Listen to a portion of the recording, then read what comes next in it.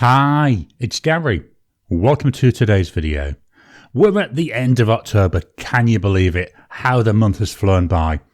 I've really enjoyed this month's pens and use. There's been one pen didn't get on with that well, but the rest of them, they've not been too bad, they've been quite enjoyable. Join me now, down on the table, and let's take a look at the pens that I've been using this month, and I'll give you the ranking of my starting 6 pens.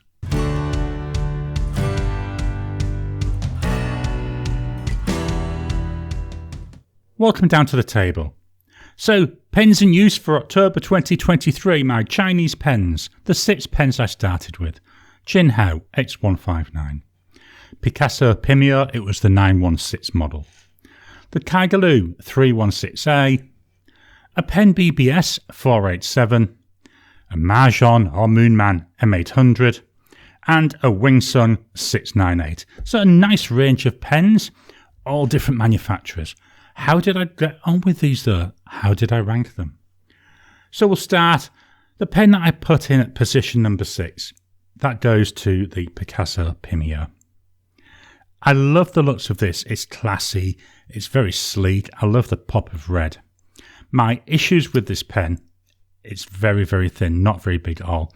Lengthwise, not too bad. Just again, too thin. We've got a cartridge converter in here. All these pens, but the 698, they're all empty now. Very thin, uncomfortable to use. This is the main reason that I've put it in at number 6. I just did not enjoy writing with this pen. No issues with writing, no hard starts, no skipping, anything like that. Ink flowed really well. I actually quite liked this Rubine in here. I think it gave a nice contrast. Although I'm saying it was a medium, that's what it was labelled as. I think it writes more like a fine. But I'm ranking my pens, just did not enjoy writing with this pen. So I've decided this goes in at position number 6. So that's the Picasso Pimio 916. At position number 5 goes to the most expensive pen of the month. This is the Wingsung 698. Let me just move that up. I mean, expensive is relative. I mean, this month's pen started $12, went up to $74. So not expensive compared to a number of my other pens, but for this Chinese month, very expensive pen. Love the looks of this pen. I love the darkness here. Although it is a bit of a nuisance, it's hard to see the ink level. This is a piston filler. Piston mechanism takes up roughly half the body. You expect that. It's a piston pen. You know what you're getting when you buy a piston pen. I like the locking mechanism up here, which locks this end cap in place. Means it's hard to accidentally trigger that piston mechanism. The nib looks nice, fairly small. One of the things you can see here, get a lot of nib creep on this pen. The nib is what lets it down. It's very, very sensitive to pressure. Yes, I know it's a 14 karat gold nib. The pen has still got ink in it. I'm going to clean it out after today. And as part of cleaning it out, I'm going to pull out this nib and feed. I'm going to put the whole unit and the separate nib and feed through my ultrasonic clean so it gets a very deep clean. Then what I'm going to do is actually look at the positioning of the nib on the feed and see if I can get that better positioned and see if that gives a little bit more control to the nib. Because at the moment, slightest amount of pressure, it starts to railroad, which is a shame because when it writes nice. The pen is a bit on the thin side. Could do with being a slightly wider section. Body, quite happy with the width of the body. It's the section feels very thin. To me, my biggest issue with this pen, again, why I've put it in at number 5 is that nib. What it resulted in is when I was using the pen, I wasn't thinking about what I was writing. I was thinking about how I was writing, which was taking me out of my note-taking, out of the mindset of reading my notes, summarising my notes and writing them down. I was worried more, am I going to railroad? Don't put too much pressure on it. So it took me away from what I was meant to be doing, which is taking notes. And that really, it destroys a little bit of the value that I always keep saying. A pen is there to let you get ideas out of your head and onto paper in a way that you enjoy.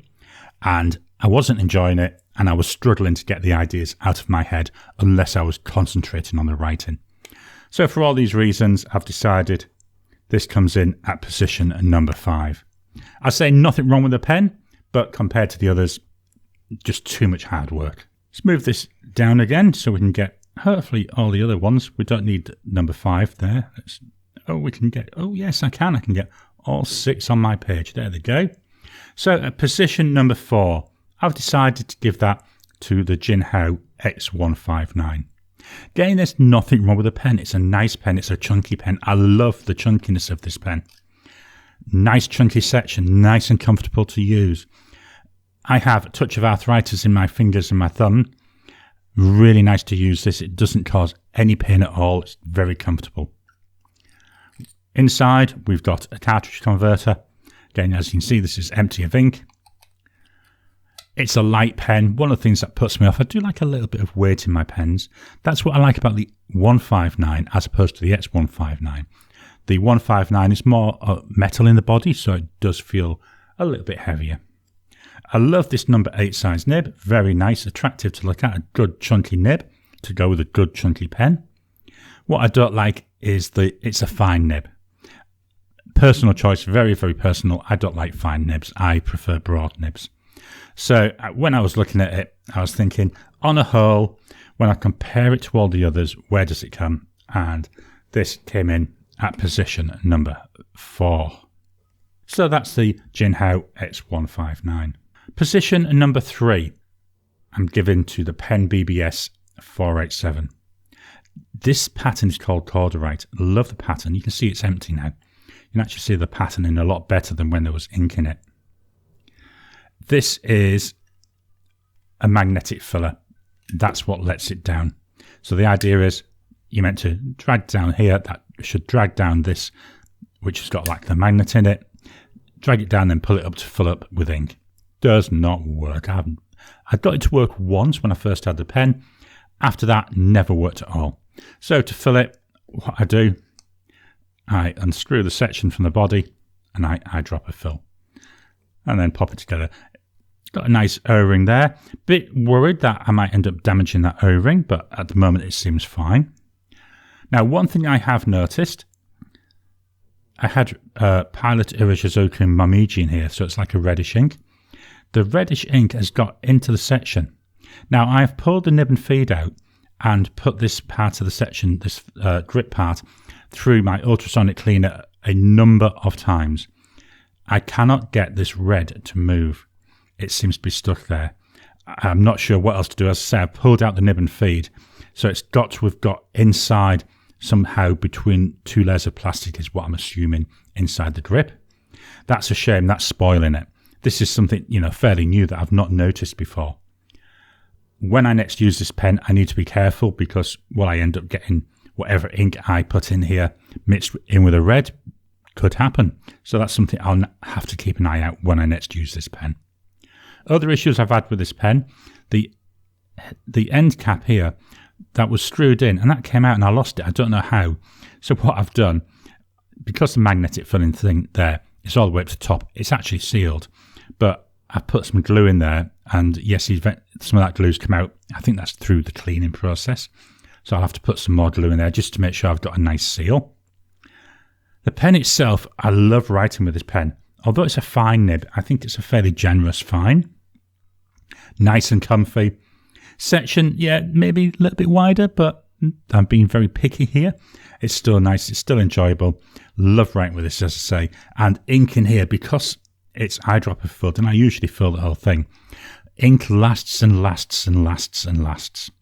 Really is nice to use. But there's all those little quibbles I've got with it. So for this reason, I've decided that this comes in at position number 3. So that's the PenBBS 487. Position number 2. Well, we've got a choice of 2 pens, haven't we? Just move this up so it's a bit more central. So we've got the Kaigelu 316A and the Majohn or Moonman M800. Position 2, I'm giving to the Kaigelu 316A.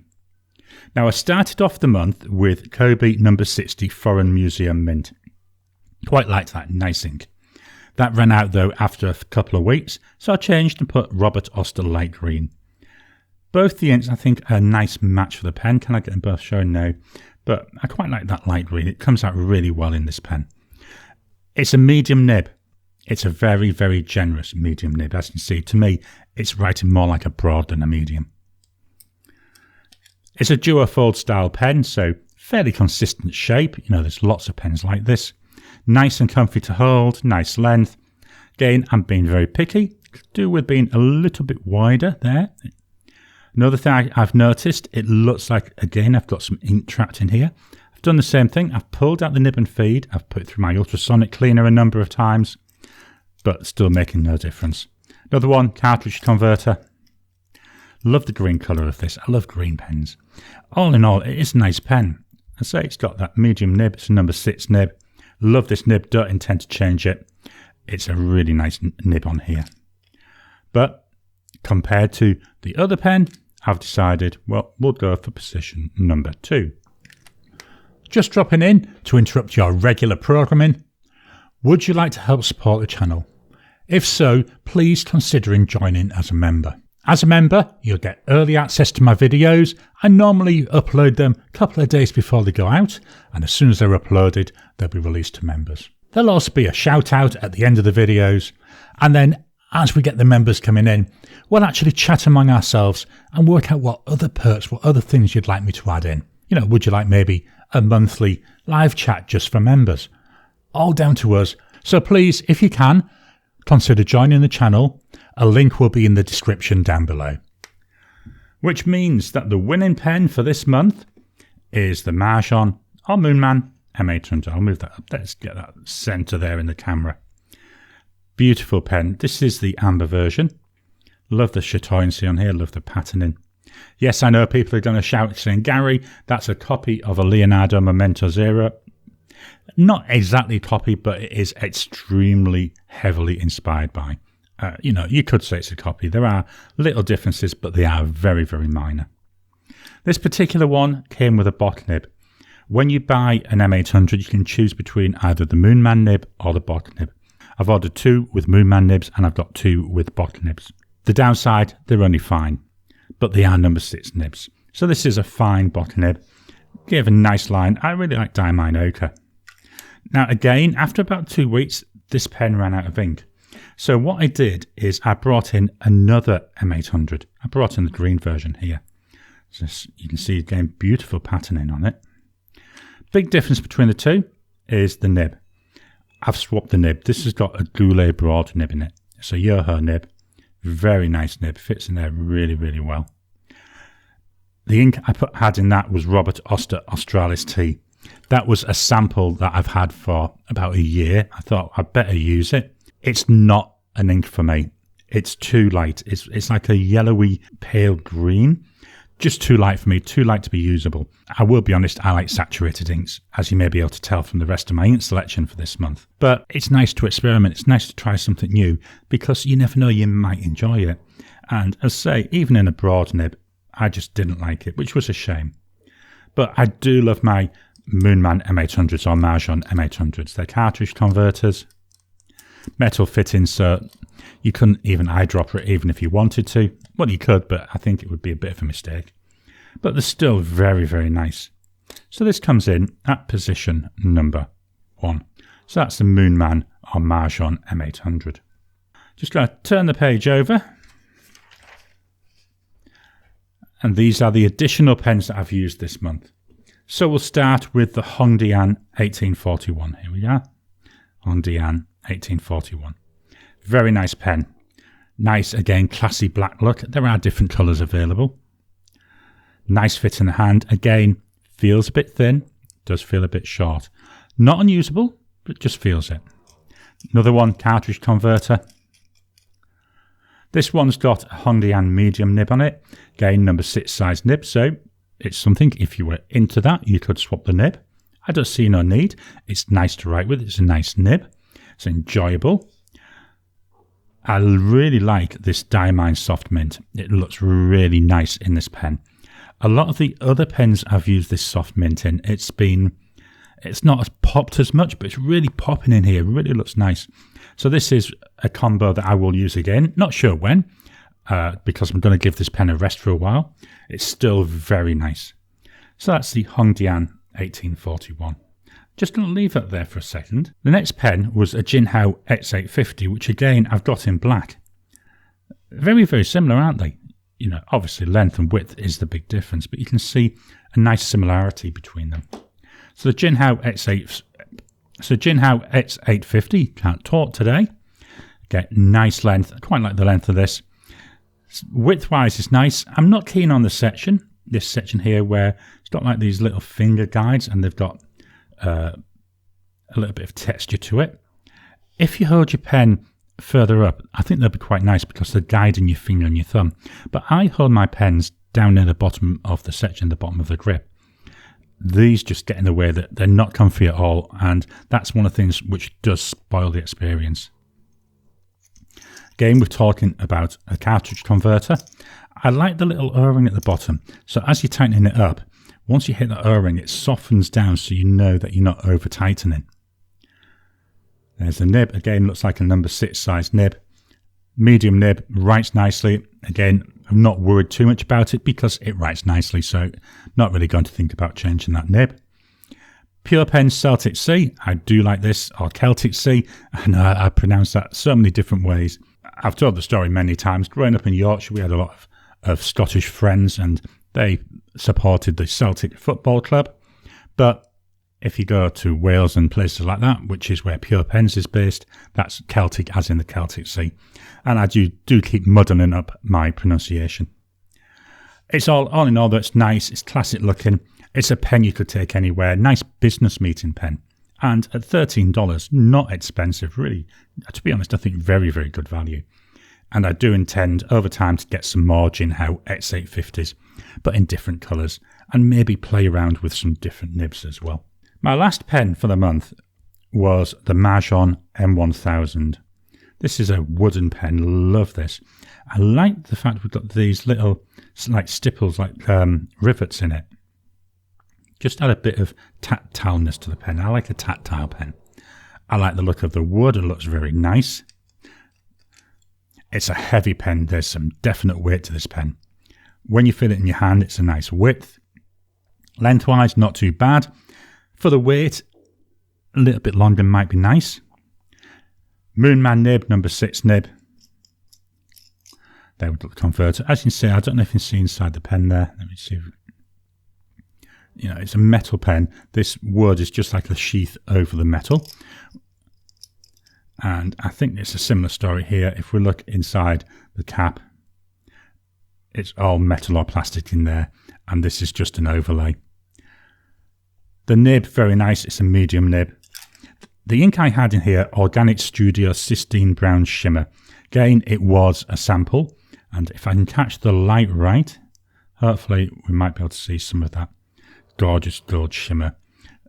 More so there on that first line, but as we go into the second one, the way it just pops off there, hopefully that's coming over. Virtually every letter has a bit of that shimmer to it. It's very nice. That was the last of the sample though. So that's the Majohn M1000. Let's swap on over and we'll take a last look at this month's pens.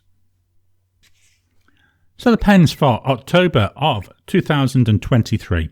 We had position number 6, Picasso Pimio 916. Number 5, Wingsung 698. Number 4, Jinhao X159. Number 3, the PenBBS 487. Number 2, Kaigelu 316A. The winning pen, the Majohn or the Moonman M800. And my extra pens, we had the Hongdian 1841, the Jinhao X850, and the Majohn M1000. I hope you've enjoyed today's video. How would you rank the pens you've been using this month? Are there some particular favourites? Are there some where you've really struggled with them? Please drop a comment down below. Let's kickstart the conversation. Please hit the thumbs up button. Every time you like, every time you comment, just helps with the YouTube algorithm. If you haven't already, please subscribe to my channel so that you can get new videos as I release them. I'll talk to you again soon.